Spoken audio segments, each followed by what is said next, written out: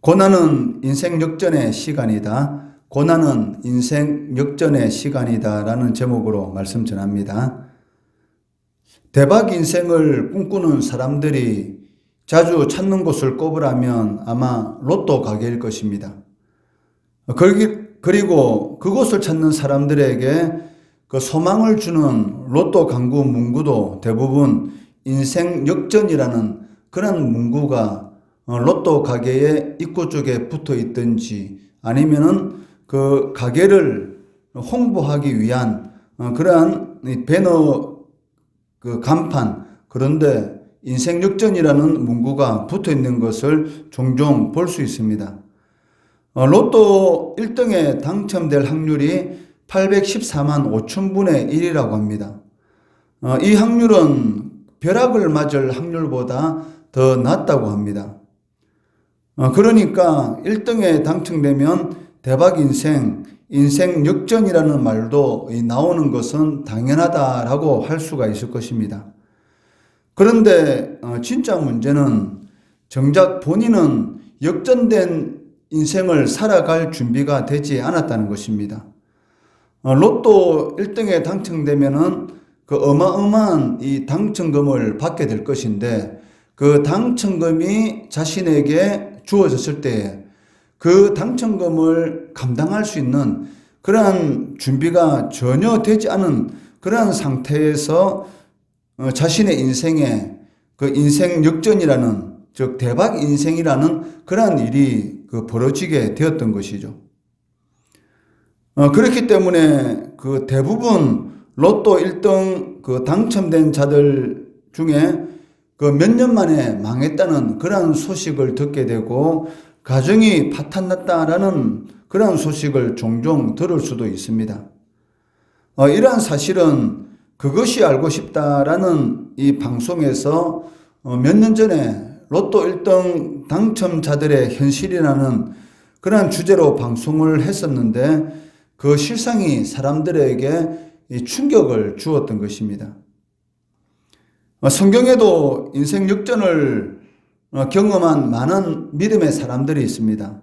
그 중에서 대표적인 사람을 꼽으라면 요셉을 꼽을 수가 있을 것입니다. 애굽에 노예로 팔려가서 13년 만에 그 30세에 애굽의 총리가 되었기 때문입니다. 하지만 하나님은 요셉이 겪은 그러한 이 고난, 그리고 억울한 일들, 그러한 서러움을 위로해 주시기 위해서 인생 역전을 요셉에게 허락하신 것은 아니라는 것입니다. 요셉을 통해서 이스라엘을 구원하고 열방을 구원하려는 그러한 하나님의 이 뜻이 있었던 것입니다. 이러한 하나님의 그 요셉을 통한 목적을 이루기 위해서 노예에서 총리라는 인생 역전의 그러한 시간을 요셉이 맞이하기 전에 그 13년이라는 그런 밑바닥같이 떨어지는 그러한 인생을 통해서 하나님 앞에 겸손한 그러한 이 자세를 갖추게 하였고, 또 하나님을 전적으로 신뢰하는, 그리고 하나님께서 하시는 모든 일들은 선한 것이다라는 그런 많은 이러한 경험들을 통해서 인생 역전의 시간, 대박 인생의 시간이 자신에게 주어졌을 때에 그것을 감당할 수 있는 그러한 이 13년이라는 고난의 시간을 요셉에게 허락하신 것을 볼 수가 있었던 것입니다. 이러한 고난의 시간들은 역전된 인생을 감당할 수 있도록 하는 준비의 시간이다라고 할 수가 있을 것입니다. 그렇기 때문에 혹 그 성도들의 삶 가운데 지금 그 어려운 시간들이 그 성도들의 삶 가운데 있다고 한다면, 또 그러한 어둠의 시간의 터널들을 지나고 있다고 한다면, 그 어떻게 생각해 보면 하나님의 역전시키는 은혜의 시간이 준비되고 있다. 하나님의 대박 인생을 꿈꾸도록 하는 그런 시간들이 시작되고 있다라고 믿고 인내하고 소망할 수 있는 그런 그 많은 일들이 성경에 일어나는 것을 볼 수가 있다는 것이죠. 그렇기 때문에 이 고난이라는 것을 단순히 고통이다, 그리고 고생이다라고 성도들은 받아들이기보다는 그 다윗의 고백처럼 고난이 자신에게 유익이다라고 이렇게 고백할 수 있는 그러한 성도들의 삶이 되어야 한다는 것입니다. 어차피 인생은 고난이라는 시간이 없을 수는 없습니다. 자신의 생각대로 되는 일보다는 자신의 생각대로 되지 않는 그러한 시간들이 더 많기 때문에 그런 일들이 다가왔을 때에 원망하고 불평하고 낙심하고 실망하는 것보다는 그 하나님께서 성도들에게 주신 그 말씀처럼 아무것도 염려하지 말고 오직 모든 일에 기도와 간구로 너희 구할 것을 감사함으로 아뢰면 하나님께서 모든 지각에 그 뛰어나신 그 하나님이 우리의 마음과 생각을 지켜주신다라고 말씀하셨기 때문에 그 말씀 붙들고 이 고난의 시간은 어떻게 보면 인생 역전의 준비의 시간이다라고 생각하고 참고 견디고 또 그 고난을 통해서 하나님께서 이루실 그런 고난 뒤에 있는 그런 은혜의 시간을 미리 바라보면서 감사할 수 있는 그러한 성도가 되어야 한다는 것이죠. 왜냐하면 감사가 그 역전을, 이 반전의 드라마를 인생에서 일으키기 때문이라는 것입니다. 감사 없는 인생은 진정한 그 하나님의 은혜를 체험할 수가 없다는 것입니다. 오늘 본문 말씀에서도 하나님의 역전이 나타나고 있습니다. 9절부터 19절의 말씀을 보시면 하나님을 대적하고 하나님의 백성들을 핍박하며 승승장구하던 절대 멸망하지 않을 것 같던 바벨론이 순식간에 하나님의 심판으로 인해서 멸망하는 것을 볼 수가 있었습니다. 그리고 바벨론을 통해서 많은 유익을 누리던 땅의 왕들, 그리고 땅의 상인들, 바다에서 일하는 자들이 그로 인해서 가슴을 치며 애통하는 그러한 모습도 살펴볼 수가 있었습니다. 그렇지만 이들이 가슴을 치고 애통하는 이유는 바벨론이 멸망했다는 그러한 안타까움, 그리고 동정심 때문에 그런 것이 아니라 자신들이 더 이상 이익을 누리지 못한다는 것 때문에 애통하고 고통하였다라는 것을 이미 살펴볼 수가 있었다는 것입니다. 이것을 통해서 우리가 알 수 있는 것이 무엇입니까? 그 세상으로부터 오는 그러한 그 외적인 그런 위로는 그 인생의 진정한 위로가 될 수가 없다는 것입니다. 다른 말로 한다면 세상을 통한 진정한 위로는 존재하지 않는다. 세상으로부터 오는 그런 위로는 어떤 목적을 가지고 우리에게 오는 것이기 때문에 진정으로 우리의 고통을 나누는 그런 위로가 될 수가 없다는 것입니다. 내가 잘 나갈 때는 사람들이 나에게 붙지만 더 이상 얻어먹을 것이 없다라는 그런 생각이 들면은 언제든지 관계를 단절할 수 있는 것이 바로 세상적인 가치관입니다. 그렇기 때문에 우리가 죄인 되었을 때에 당신의 아들을 우리의 모든 죄와 허물을 대신해서 십자가에 못 박히도록 하신 하나님의 변치 않는 그러한 사랑만이 우리의 진정한 위로가 될 수가 있다는 것입니다. 무조건적인 은혜. 우리가 어떤 일을 행해서 하나님께서 우리들에게 은혜를 베풀어 주시는 것이 아니라 우리가 하나님과 원수 되었을 때에, 우리가 죄인 되었을 때에 하나님의 아들 독생자를 십자가에 못 박혀 죽이심으로 인해서 우리를 구원해 주셨다는 것이죠. 이것은 우리들에게 무엇을 바라고 행하신 그런 하나님의 행위가 아니라는 것입니다. 전적으로 타락했던 그러한 존재들인 우리들에게 무조건적인 은혜, 이것을 베풀어 주셨기 때문에 하나님으로부터 내려오는 그런 은혜만이 우리들에게 진정한 은혜가 될 수가 있고 상황을 불문하는 그런 변치 않는 그런 은혜가 될 수가 있다는 것을 항상 명심해야 한다는 것입니다. 그렇기 때문에 고난과 고통의 시간이 우리의 인생의 시간에 다가왔을 때에 사람으로부터의 위로를 찾는 것이 아니라 하나님으로부터의 위로를 간절히 소망해야 하는 것입니다. 왜냐하면 하나님부터로 오는 위로만이 진정한 우리의 위로가 될 수가 있다는 것이죠.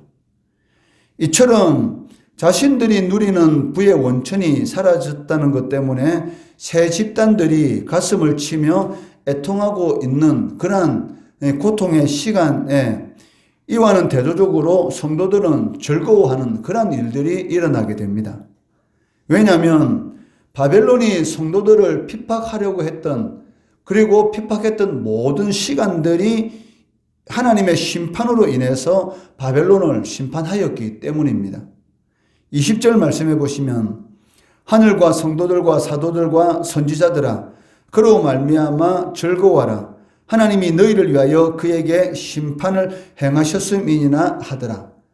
너희를 위하여, 즉 하나님께서 성도들을 위하여 바벨론이 성도들이 행했던 모든 일, 그리고 앞으로 행하려고 했던 모든 계획들을 하나님께서 무효화시키고 그들이 행하려고 했던 모든 계획들을 되돌리는 그런 반전의 드라마가 오늘 이 본문에 나타나는 것을 볼 수가 있습니다.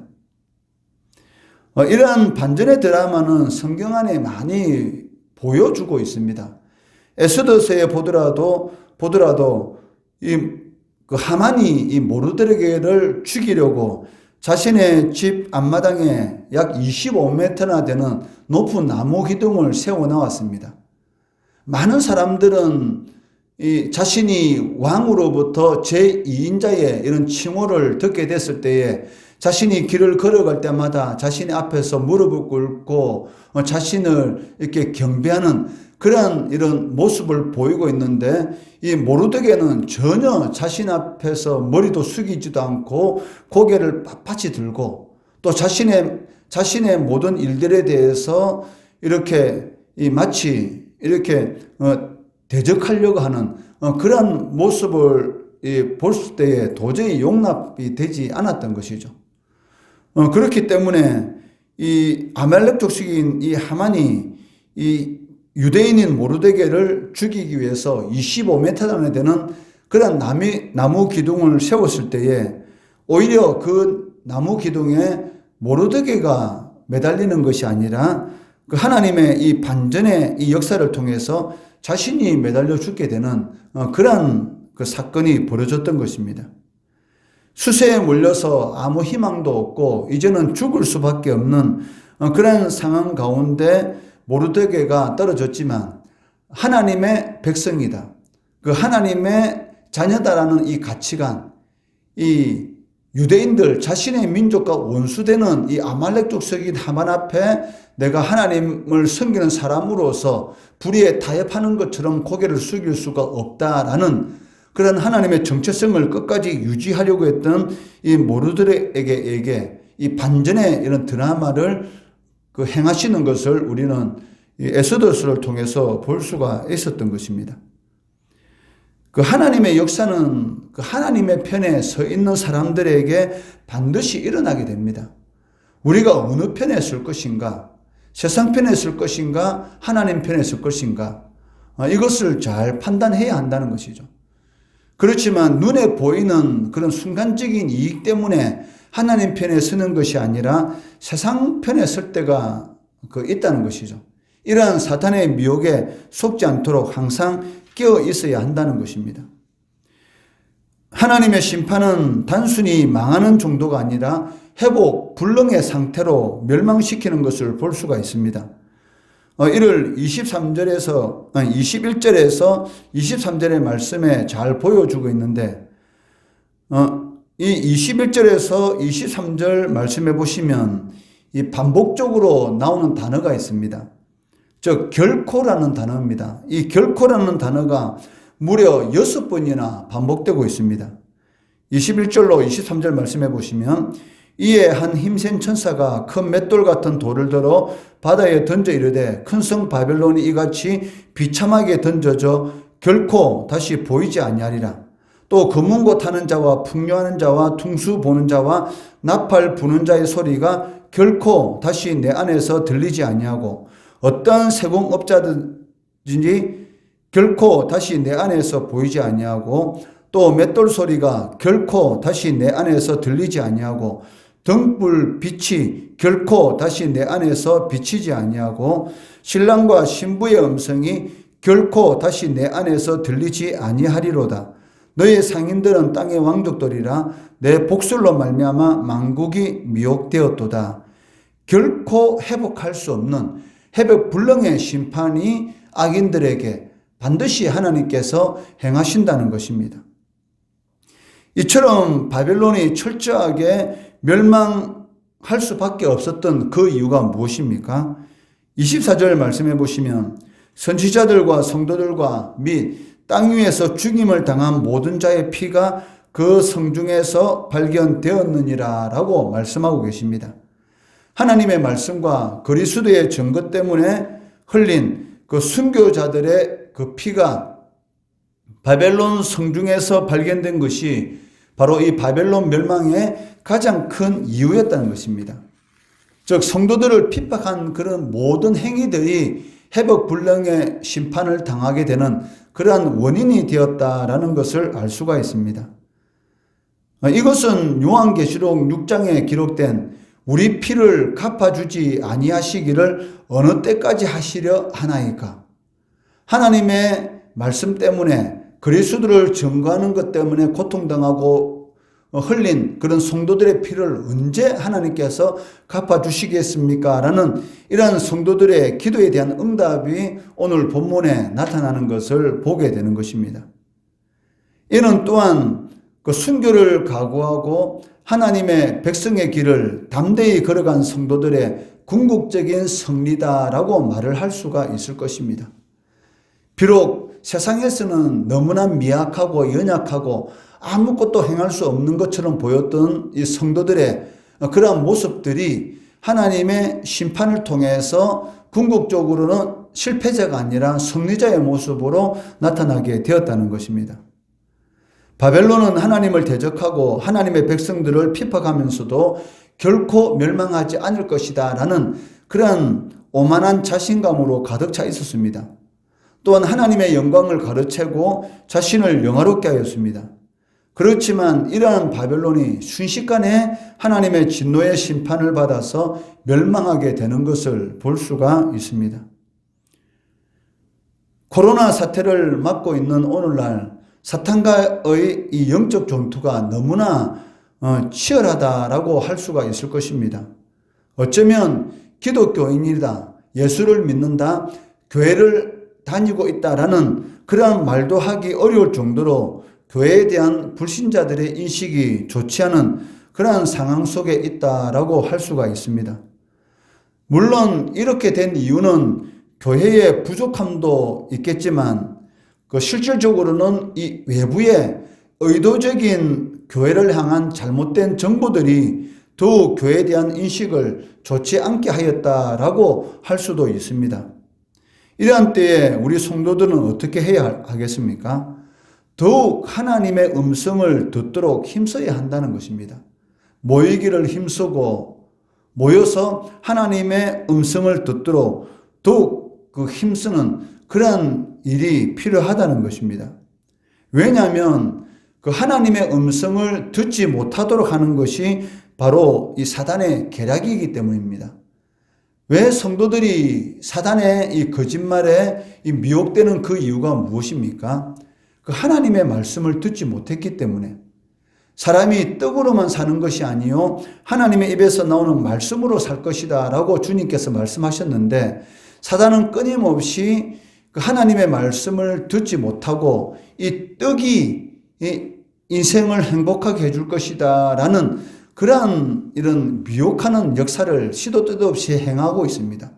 그런 미혹의 역사는 이런 교회 외적인 그런 여러 가지 형태들을 통해서 세상의 소리에 귀를 기울일 수밖에 없도록, 하나님의 음성에는 귀를 닫고 세상의 소리에 귀를 기울일 수밖에 없도록 끊임없이 우리를 흔들고 있다는 것입니다. 이러한 흔들림, 모래 위에 쌓은 이런 집과 같은 그러한 삶을 살아가도록 끊임없이 미혹하고 있는 이 순간에 반석 위에 집을 지을 수 있는 것은 하나님의 말씀을 듣는 것밖에 없습니다. 하나님의 말씀을 듣고 행하는 자들이 바로 반석 위에 집을 지은 자와 똑같다라고 말씀하는 것처럼 반석 위에 집을 지어야지만이 폭풍우가 치고 해일이 일어난다 할지라도 그 집은 무너지지 않을 수가 있다는 것입니다.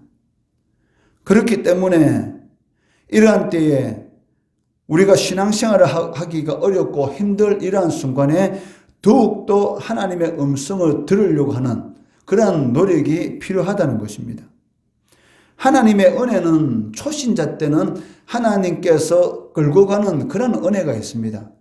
그렇지만 초신자의 시간을 지나서 어느 정도 이제는 하나님의 말씀을 읽고 들을 수 있는 그런 시간이 다가오게 되면 하나님의 은혜는 우리의 의지 발동을 통한 그런 은혜가 우리들에게 임하게 됩니다.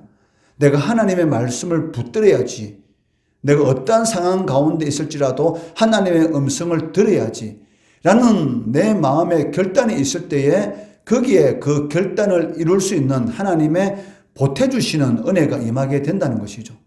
다니엘이 하나님 앞에 우상 앞에 지낸 그런 왕의 별미를 먹지 않겠다라고 결단할 때에 하나님께서 지혜 주시고 은혜 베풀어 주셔서 그 일을 행할 수가 있었습니다. 마찬가지로 하나님의 은혜는 결단하는 우리의 결심이 있을 때에 우리에게 임하게 된다는 것을 반드시 명심해야 합니다.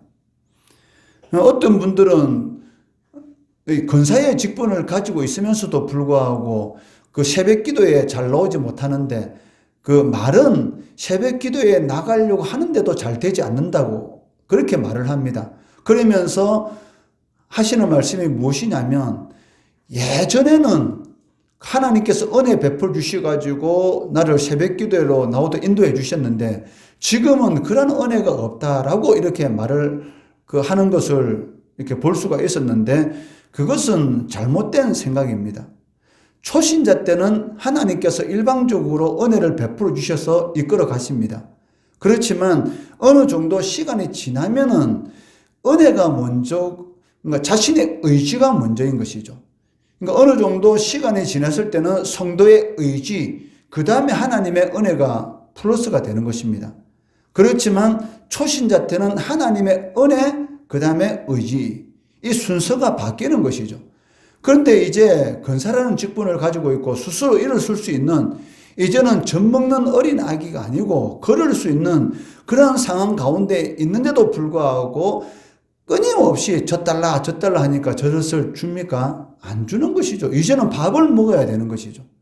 그런데도 불구하고 내 자신의 결단이 없다라는 생각을 가져야 되는 것이고 내가 육신의 편안함을 추구하고 있구나라고 생각하고 결단을 해야 되는데 아직도 젖달라 하고 있으니 하나님의 그런 기도의 은혜가 그 삶 가운데 있지 않는 것이죠. 실질적으로는. 4절 말씀해 보시면 내 백성아 바벨론으로부터 나와 그 죄에 참여하지 말고 그가 받을 재앙을 받지 말라라고 말씀하셨습니다. 이 말씀은 세상의 소리에 흔들리면 안 된다는 것입니다. 세상이 우리를 무너뜨리려고 우리의 신앙을 흔드는 그런 소리에서 뛰쳐나와서 하나님의 음성에 귀를 기울이라라는 그런 의미가 바로 이 4절 말씀에 있다는 것이죠.